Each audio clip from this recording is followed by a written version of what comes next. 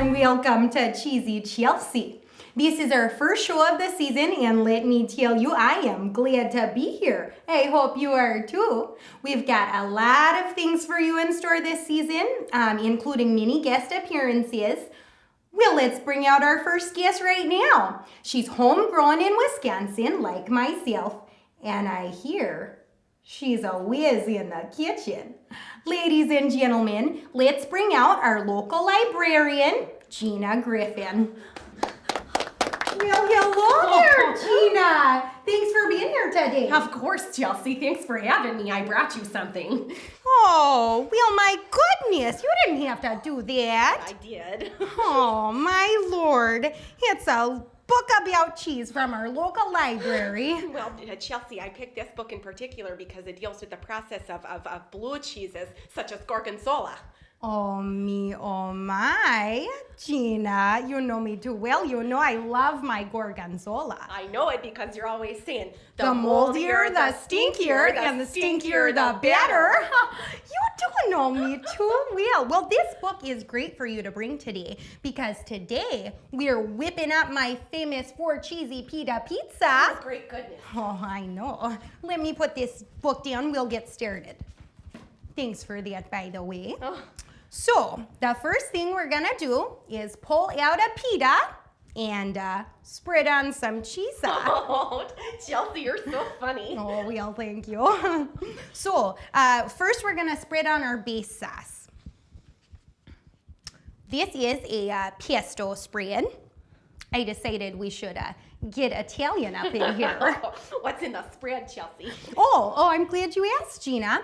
This is a half a cup of olive oil, 2 bushels of basil, and a bunch of gorgonzola. It's like I read your mind today with that book. Don't I know it? Actually, you know, I have a great story about gorgonzola.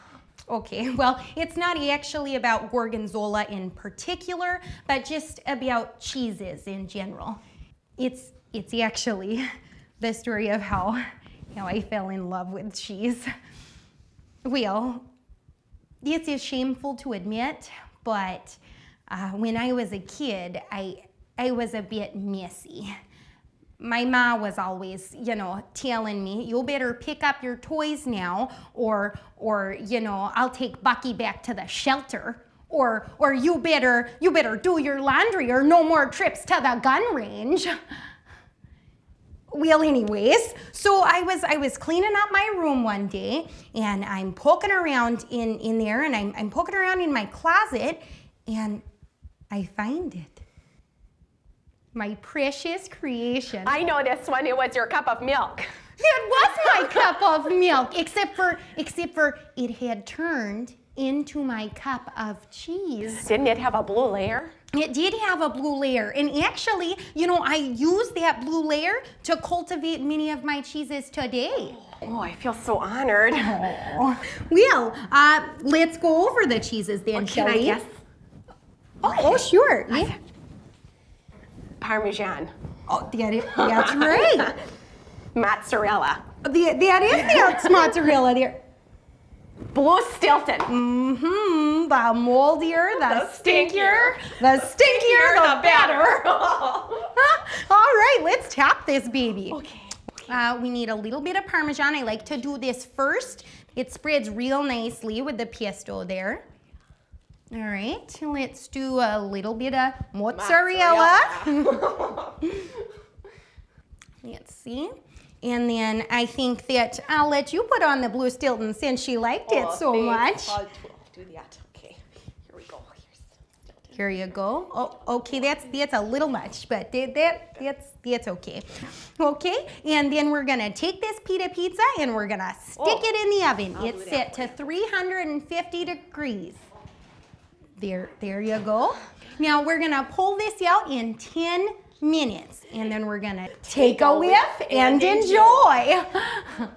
Well, that's our show for you today, ladies and gentlemen. Thanks for coming. We're glad to have you. Let's give a round of applause to Miss Gina Griffin. Thanks for coming today. Yeah, thanks. So let's see what else you can name here. Blue noodles. What's that one? That's Well, like a burnt. Yes, it has a very a grind on it. It's a pretty stinky one. You want to take a whiff of this, yeah, right? Holy moly, isn't it? I know. Holy I know cheese it. and crackers. Oh, holy cheese Holy- and crack.